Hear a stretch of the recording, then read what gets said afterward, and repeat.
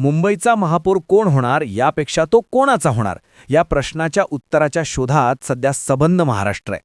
शिवसेना आणि भाजप यांच्या युतीला 118 एवढी मेजॉरिटी मिळून सुद्धा अजूनही मुंबईत भाजपचाच महापौर बसणार का यावरती कुणीही शिक्कामोर्तब केलेलं नाहीये.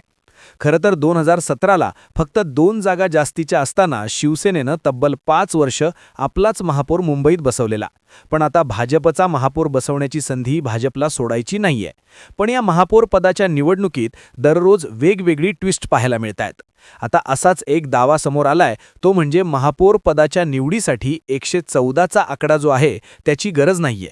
कारण खरा खेळ रंगणार आहे तो महानगरपालिकेच्या पहिल्याच सभेमध्ये. महापौर पदाच्या उमेदवारांना नेमकं किती मतदान होतं, कोण उपस्थित राहतं, कोण अनुपस्थित राहतं यावरती सगळा खेळ रंगलेला पाहायला मिळणार आहे. पण महापौर निवडीची नेमकी प्रक्रिया काय आणि खराच महापौर निवडीच्या दिवशीच सगळा गेम पलटू शकतो का?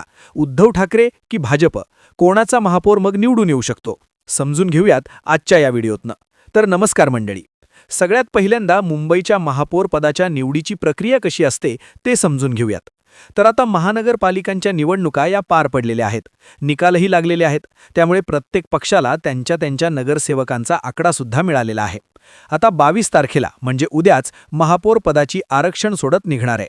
त्यानंतर महापौर पदाचे हे आरक्षण कोणत्या समाजाला सुटलंय हे सुद्धा स्पष्ट होणार आहे. त्यानंतर आता मुंबई महानगरपालिकेत जेव्हा आरक्षण सोडत निघेल त्या संदर्भातली नोटीससुद्धा जारी केली जाईल.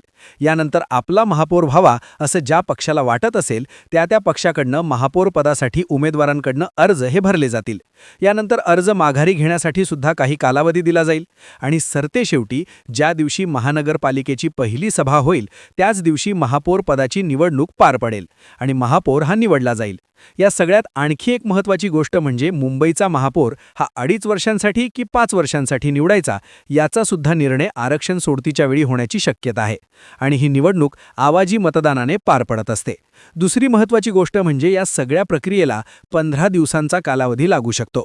त्यामुळे साधारण जरी 31 जानेवारीपर्यंत मुंबईचा महापौर निवडला जाईल असं म्हटलं असलं तरी या सगळ्या गोष्टींना 5 फेब्रुवारी उजाडण्याची शक्यता ही काही प्रशासकीय अधिकाऱ्यांनी वर्तवलेली आहे. आता हे झालं महापौर पदाच्या निवडणुकीचं. पण या सगळ्यात RTI कार्यकर्ते अनिल गलगले यांनी असा दावा केलाय की महानगरपालिकेत सत्ता स्थापन करण्यासाठी आणि कारभार चालवण्यासाठी 114 हा आकडा महत्त्वाचा असू शकतो. पण केवळ महापौर निवडीसाठी 114 हा जादुई आकडा बंधनकारक नाहीये.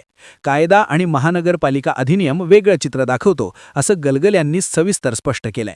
जेव्हापासनं खरं तर मुंबईची निवडणूक झाली आहे तेव्हापासनं मुंबई महानगरपालिकेत एकूण 227 नगरसेवक असल्यानं 114 आकडा असल्याशिवाय महापौर होऊच शकत नाही या चर्चेनं जोर पकडलाय. पण अनिल गलगले यांच्या म्हणण्यानुसार हा समज अर्धवट माहितीवर आधारित आहे. मुंबई महानगरपालिका अधिनियमानुसार महापौर पदाची निवड ही महानगरपालिकेच्या पहिल्या सर्वसाधारण सभेत होते. या सभेसाठी कोरम पूर्ण असणं आवश्यक असतं. त्यानंतर उपस्थित आणि मतदान करणाऱ्या नगरसेवकांपैकी ज्याला जास्त मतं मिळतात तो उमेदवार महापौर म्हणून निवडला जातो. याचाच अर्थ असा की संपूर्ण 227 पैकी 114 मतं मिळायलाच हवीत अशी कुठलीही सक्ती कायद्यात नाहीये. पण तरीसुद्धा 114 हा आकडा महत्त्वाचा ठरतो. तो स्थायी समिती, विषय समित्या, अर्थसंकल्प, धोरणात्मक ठराव आणि प्रशासनावर नियंत्रण मिळवण्यासाठी त्या ठिकाणी 114 किंवा त्यापेक्षा जास्त संख्येचं महत्त्व असतं. आता गलगल यांनी आणखी सुद्धा एक महत्त्वाचा मुद्दा मांडलाय की राजकीय वास्तव बघता अनेकदा विरोधी पक्ष निवडणुकीदरम्यान सभागृहातनं बाहेर पडतात, बहिष्कार टाकतात किंवा रणनीती म्हणून मतदानच करत नाहीत. काही नगरसेवक अनुपस्थितीत सुद्धा राहू शकतात. अशा परिस्थितीत सभागृहात उपस्थित असलेल्या सदस्यांच्या साध्या बहुमतावर महापौर निवडला जातो. त्यामुळे 90 ते 85 किंवा कधीकधी त्याहून कमी मतांच्या आधारे सुद्धा महापौर निवड होऊ शकते. याआधी सुद्धा देशातल्या वेगवेगळ्या महानगरपालिकांमध्ये अशा प्रकारची उदाहरणं घडलेली आहेत असं गलगल यांनी सांगितलंय. आता गलगल यांनी केलेले हे सगळे दावे खरे आहेत का? तर हो. यासाठी आपण 2017च्या मुंबई महानगरपालिकेच्या महापौर पदाच्या निवडणुकीचं उदाहरण पाहू शकतो. 2017च्या निवडणुकीत शिवसेनेला 84, भाजपला 82, काँग्रेसला 31, राष्ट्रवादीला 9, मनसेला 7, सपाला 6 आणि इतरांना 8 जागा मुंबईमध्ये मिळाल्या. त्यानंतर अर्थातच शिवसेनेनं महापौर पदावरती दावा केल्यावर शिवसेनेकडनं विश्वनाथ महाडेश्वर तर काँग्रेसकडनं विठ्ठल लोकरे मैदानात होते. ज्यावेळी सभा पार पडली आणि मतदान झालं त्यावेळी महाडेश्वरांना 171 इतकी मतं तर काँग्रेसच्या लोणांना फक्त 31 मतं मिळाली. त्यामुळे अर्थात बहुमतानं महाडेश्वर महापौर झाले. तर दुसरीकडे या निवडीच्या वेळी सपा राष्ट्रवादीच्या नगरसेवकांनी उपस्थित राहून सुद्धा हातच वर केले नाहीत.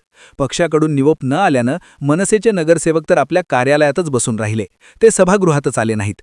त्यामुळे उपस्थित नगरसेवकांमध्ये सगळ्यात जास्त मतदान महाडेश्वरांना मिळालं आणि ते बहुमतानं मुंबई महानगरपालिकेचे महापौर झाले. त्यामुळे आत्तासुद्धा महापौर पदाच्या निवडीत काही खेळ होणार का अशी चर्चा चालू झाली आहे. कारण उद्या आरक्षण सोडत निघणार आहे आणि त्यानंतर महापौर पदाची निवडणूक लागणार आहे. दोन्ही बाजूंना उमेदवार दिले जातील. आता देवाची इच्छा असेल तर आपला महापौर मुंबई महानगरपालिकेत होईल असं वक्तव्य करत ठाकरेंनी यासाठी फिल्डिंग लावल्याची चर्चा चालू झाली आहे. आता या निवडणुकीत नेमकं काय काय होऊ शकतं, त्याच्या शक्यता काय आहेत ते सुद्धा तपासून पाहूयात. तर याची पहिली शक्यता विचारात घेऊयात, ती म्हणजे या संपूर्ण महापौर पदाच्या निवडणुकीत जर भाजपनं आपला उमेदवार उतरवला, शिंदे नाराज झाले आणि त्यांनी आपल्या नगरसेवकांना उपस्थित राहण्यासाठी मनाई केली, 29 जण अनुपस्थित राहिले, तर महानगरपालिकेत काय होईल? तर 227 मधून 29 जण उपस्थित नसल्यानं सभागृहातल्या नगरसेवकांची संख्या 198 होऊन बहुमताचा आकडा आपोआप खाली येत 100 वर येईल. त्यामुळे 89 नगरसेवक असलेल्या भाजपला आपला महापौर बसवण्यासाठी आणखी मतांची गरज असेल. त्यासाठी त्यांना मग उद्धव ठाकरेंचे नगरसेवक फोडावे लागतील, कारण मलिंगच्या नेतृत्वातली राष्ट्रवादी किंवा MIM समाजवादीकडे ते जाऊ शकत नाहीत. अशावेळी आपला महापौर बसवण्यासाठी भाजपला उद्धव ठाकरेंकडचे नगरसेवक फोडून त्यांनी आपल्या बाजूनं मतदान करावं अशी सोय करावी लागेल. तर दुसरीकडे उद्धव ठाकरे प्लस मनसे प्लस शरद पवारांची राष्ट्रवादी असे 72 आणि काँग्रेसचे 24 अशा 96 नगरसेवकांचा पाठिंबा उभाटानं मिळवला आणि त्यातही अजितदादांचे 3, समाजवादीचे 2 असे 2 मतं जरी उभाटाला मिळाली तर तिथे उद्धव ठाकरेंचा महापौर बसू शकतो. थोडक्यात या जर-दरच्या खेळात शिंदेंचे नगरसेवक अनुपस्थित राहिले तर भाजपचा खेळ होऊ शकतो. आता इथे यातली दुसरी शक्यता, ठाकरेंचे नगरसेवक अनुपस्थित राहिले तर काय होईल? अर्थात उद्धव ठाकरेंनी मुंबईमध्ये दुसऱ्या क्रमांकाचे 65 नगरसेवक निवडून आणलेले आहेत. त्यामुळे महायुतीनं महापौर पदाचा उमेदवार दिला तर ठाकरेंचाही उमेदवार मैदानात असेल. पण समजा ठाकरेंचे 65 नगरसेवक मतदानाच्या वेळी अनुपस्थित राहिले तर काय होईल? तर एकूण उपस्थित सदस्यांची संख्या होईल 162, बहुमताचा आकडा होईल 82, जो गाठणं भाजपला सहज शक्य आहे, कारण भाजपकडे 89 नगरसेवकांचं बळ आहे. थोडक्यात एकीकडे शिंदेंची भाजपला गरज आहे असं चित्र असताना शिंदेंचा गेम करायचा असेल तर ठाकरेंचे नगरसेवक अनुपस्थित राहत भाजपला सहज त्यांचा महापौर बसवता येऊ शकतो. त्यामुळे शिंदेंची गरजच भाजपला उरणार नाही.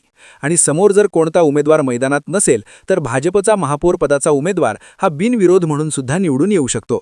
आता येथे तिसरी शक्यता, काँग्रेसचे 24 नगरसेवक मतदानाच्या वेळी गैरहजर राहिले तर काय होईल?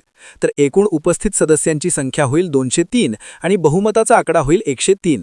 अशावेळी शिंदे आणि भाजप एकत्रित येत महापौर आपला निवडून आणू शकतात.